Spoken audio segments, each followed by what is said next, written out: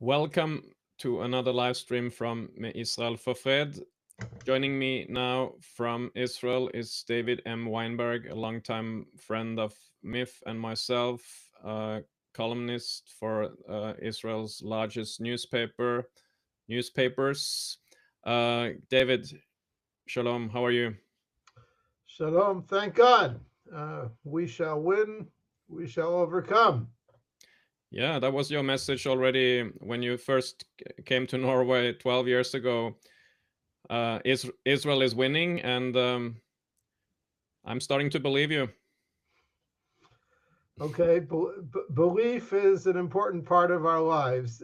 This Israeli assault on Iran is both long overdue and was urgently necessary. Hmm. The Iranian hegemonic march towards nuclear weapons atop ballistic missiles has been left to fester and develop for far too long. Hmm. How did you experience last night, and maybe speak a little bit how you, as a father and grandfather, you have experienced the war now for more than 600 days, and especially the escalation last 12 hours. Yeah, well, we were woken up at 3 a.m. last night, like all Israelis, by sirens. They Mm. weren't air raid sirens, they were sirens just to wake us up and let everybody know that there's an assault underway and we need to be ready. The rest of the day has been a blur, a helter Mm. skelter, billion phone calls. Where is your mother? Where's your mother in law? Where's your daughters? Where's your sons in law? Which sons are being called back into military reserve duty? Who's going to spend Shabbat where? Is my mother's caretaker going to spend time with her over the weekend? You're not supposed to drive anywhere. How do you move people around? Mm. It's when an escalation in war hits you with such abrupt notice, it becomes a logistical campaign, and it's the eve of Shabbat here, and Mm. most people go out shopping on Friday, and here we were told not to go shopping, stay at home. Okay. So that plus two of my sons who've been in and out of active military reserve duty, and one of whom has already been put back on notice that he could be called up any second. Mm. All that makes all this very real, Mm. very personal. That's the way it is here in Israel. Is it true that all synagogue services have been cancelled for Correct. tonight?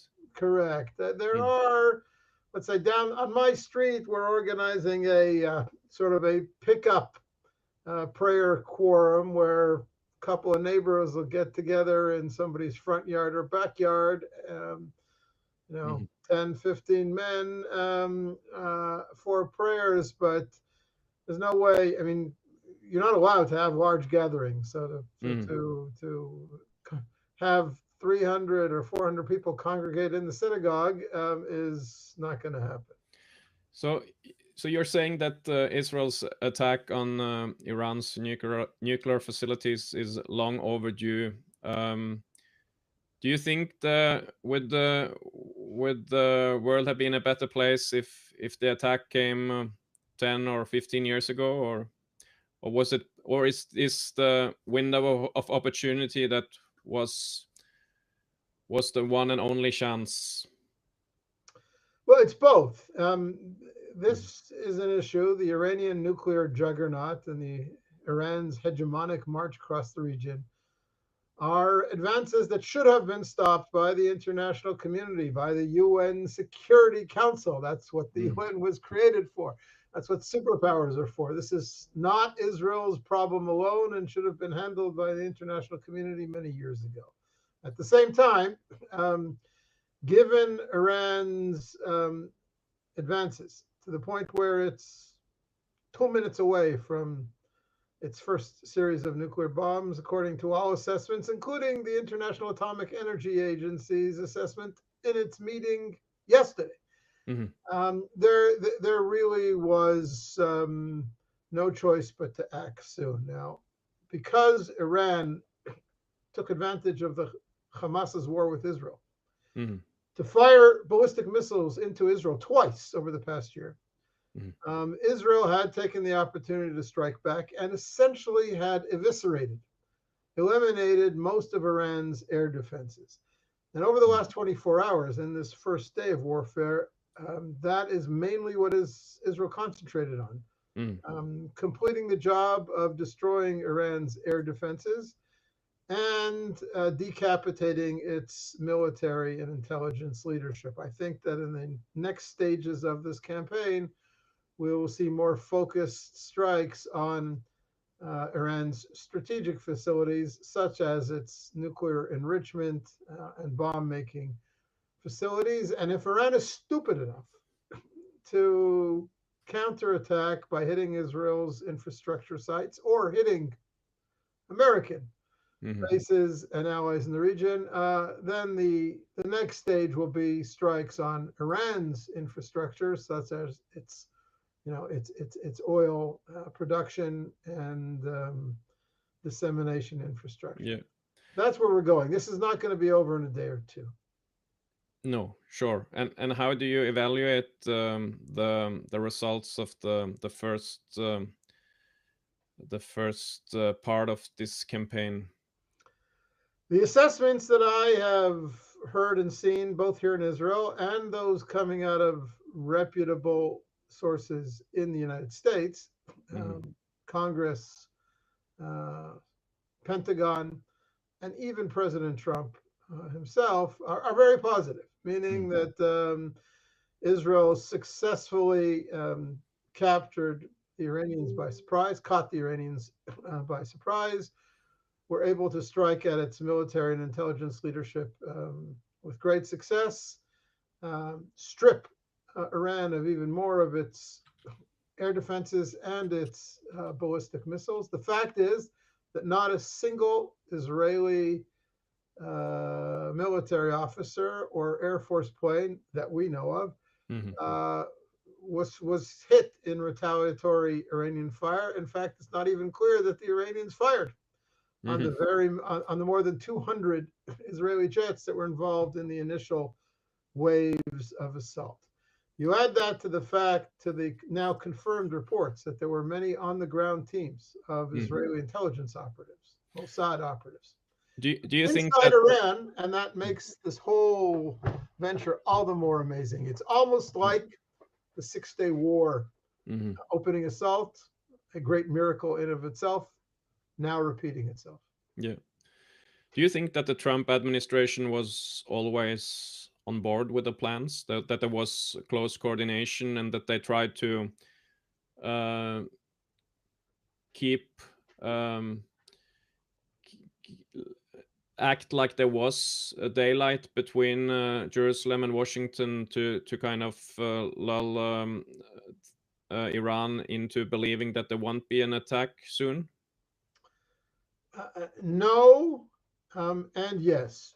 No, in the sense that President Trump's desire for a negotiated solution with the Iranians has been real. Um, and he made that clear from day one that he was going to make every effort to bargain the Iranians down from their nuclear program. But he gave them a 60-day deadline. Today is day 61. Exactly. Yep. Note, Yep. today he made that statement on April 12th. Today is June 13th. Yep. Moreover, the Trump administration has now admitted that it's known about the timing of this expected Israeli assault since Monday, since the Israeli cabinet apparently made final approval for this several days ago. Mhm. And yes, throughout this week, apparently there has been a level of subterfuge and camouflage padded by the Trump administration as well as Israel, so that the Iranians would be caught by surprise. I have been telling my friends and colleagues here for weeks that an Israeli assault on Iran's nuclear facilities was imminent, but I thought that it wouldn't happen before the end of next week because Prime Minister Netanyahu's son, Avner, is scheduled to get married on Monday in a very, very big, very public wedding. Mm-hmm. I'm telling everybody it's going to wait till after the wedding. Maybe that too is a subterfuge. Maybe there's no Avner Netanyahu. Yeah, maybe the celebration of his wedding will have to wait. But being less facetious, it is very disruptive. We personally have 3 weddings to go to next week: Sunday, Monday, and Tuesday. Close friends and neighbors of ours, they're all going to be canceled. Wow. Yeah. David, I have to let you go. One of the viewers says, "I'm so proud of the IDF." I think that reflects the sentiment from many friends of Israel in Scandinavia. So all the best. Pray for the peace of Jerusalem and security and stability for Israel and the peoples of the Middle East. And that means crushing blows on the Islamic Republic of Iran. Thanks. Shabbat Shalom. All the best to you and your family. Thank you. Shabbat Shalom. Shalom, Bye-bye. shalom.